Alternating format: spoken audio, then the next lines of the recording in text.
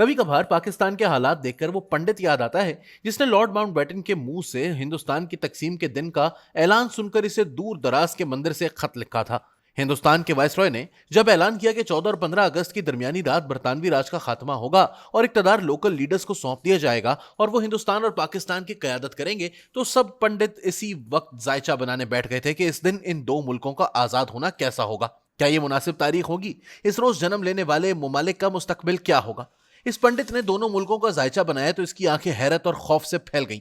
इसके हिसाब में वो नहस दिन था और अगर इस दिन तकसीम प्लान पर अमल किया गया तो बड़े पैमाने पर तबाही होगी। इस पंडित को कुछ समझ ना आया तो इसने लॉर्ड माउंटबेटन को खत लिखने का फैसला किया कि इसे खबरदार कर सके कि वो इस तारीख को चंद दिन आगे पीछे करे, क्योंकि इस रोज आसमान पर सितारों की चाल बहुत खतरनाक होगी जिसके नताइज अच्छे नहीं निकलेंगे। इस खत का जिक्र तकसीम हिंदुस्तान पर लिखी गई बहुत खूबसूरत किताब फ्रीडम एट मिडनाइट में तफसील से दिया गया है। इस पंडित का कहना था कि इन तारीखों पर ही इन मुल्कों ने जन्म लिया तो इस खित्ते में कभी अमन कायम नहीं होगा, बड़े पैमाने पर कत्लो गारत होगी, इन मुल्कों में जंगें होंगी, गुर्बत और सैलाब आएंगे। अब ये नहीं पता कि वो खत माउंटबेटन तक पहुंचा या नहीं, लेकिन बरसों बाद इस किताब के दो मुसन्निफीन ने इस खत की तफसीलात ढूंढ निकाली।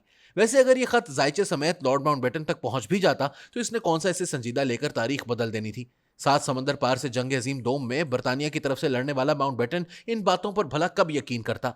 वो एक अमली और जदीद दुनिया का बंदा था जहां इन चीजों की कोई गुंजाइश नहीं कि इसे एक मंदिर का पंडित बताए कि इसने किस तारीख को बरतानिया का ताज हिंदुस्तानियों के सर पर रखना है। अगरचे बाद के वाकयात ने इस पंडित के खदशात को दुरुस्त साबित किया और 14 अगस्त के बाद बड़े पैमाने पर फसादात हुए जिनमें लाखों लोग मारे गए, लाखों ने नकल मकानी की। इस खित्ते में दोनों मुल्कों ने 3 बड़ी जंगें लड़ी, खून बहा, जलजिले, सैलाब अलग, और फिर इन मुल्कों में सियासी इस्तेहकाम ना आ सका।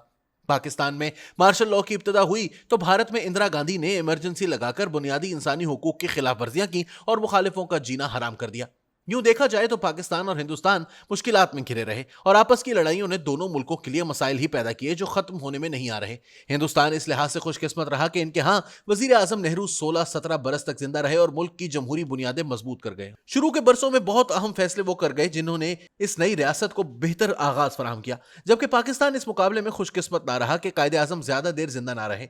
साल भर जिंदा रहे भी तो सख्त बीमारी का शिकार रहे, फिर पहला वजीर आजम कत्ल हुआ, एक और वजीर आजम फांसी लगा, कई वजीर आजम अदालतों से नाअहल हुए या इन्होंने जेलों और जिला वतनी की सजाएं भुगती। एक साबिक वजीर आजम बेनजीर भुट्टो को कत्ल किया गया। एक लंबी तारीख है हमारी और आपको कोई ऐसा दौर नहीं मिलता जब हम लोगों ने सुकून का सांस लिया हो और किसी ने एक दूसरे से ना पूछा हो कि अब पाकिस्तान का क्या बनेगा।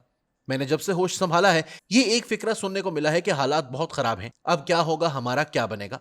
आज भी वही बहरान है और हालात पहले से भी ज्यादा खराब हैं। कहीं से कोई सिरा हाथ नहीं लग रहा। जो भी कयादत बड़े वादों और दावों के साथ आती है वो पहले से ज्यादा नालायक और निकम्मी निकलती है। इमरान खान को इतनी मोहब्बत और एहतमाम से लाया गया था कि अब जनरल बाजवा तक कहने लगे हैं कि वो सब जनरल भी इमरान खान के फैन थे कि बस अभी वजीर आजम बना नहीं और देखना मुल्क कैसी तरक्की करता है, हमें पर लग जाएंगे। बाजवा साहब के इंटरव्यू की तफसीलात पढ़ें तो आपको अंदाजा होगा कि उस वक्त की फौजी क़यादत कितनी पुरजोश थी कि बस पाकिस्तान ने अपनी मंजिल पाली थी, बस इमरान खान को वजीर आजम बनने की देर थी। अब जरा दोबारा इस दौर की फौजी क़यादत के खान के बारे में ख्यालात पढ़ लें या खान साहब के इनके बारे में ख्यालात पढ़ लें तो अंदाजा होगा मुल्क किन हाथों में था। इमरान खान के करीबी दोस्त जुल्फी बुखारी का इंटरव्यू पढ़ रहा था जिसमें उन्होंने कहा कि वजीर आजम इमरान खान को रिंग रोड स्कैंडल में मेरे खिलाफ गुमराह किया गया था। आपको लगेगा ये मामूली बात कहां से इस कॉलम में आ गई। ये छोटी ही सही लेकिन मामूली बात नहीं। मतलब 70 साल की उम्र में भी इंसान को बातों से गुमराह किया जा सकता है और वो गुमराह होने वाला बंदा भी कोई आम बंदा ना हो, मुल्क का वजीर आजम हो। अगर मुल्क के वजीर आजम को इतनी आसानी से गुमराह किया जा सकता है और ये बात इसका करीबी दोस्त कह रहा हो तो फिर आप मुल्क की किस्मत और लीडर्स की दानिश और मैच्योरिटी का अंदाजा लगा सकते हैं। दूसरी तरफ इमरान खान को हटाकर जो सियासी हीरे लाए गए वो मुल्क को इस बंद गली में ले आए हैं कि अभी ने मुल्क चलाना छोड़ें, खुद भागने का कोई रास्ता नजर नहीं आ रहा। वो मुसलसल एक गली में फंसते जा रहे हैं। वो जितना आगे जा रहे हैं वो गली उतनी ही तंग और तारीख होती जा रही है।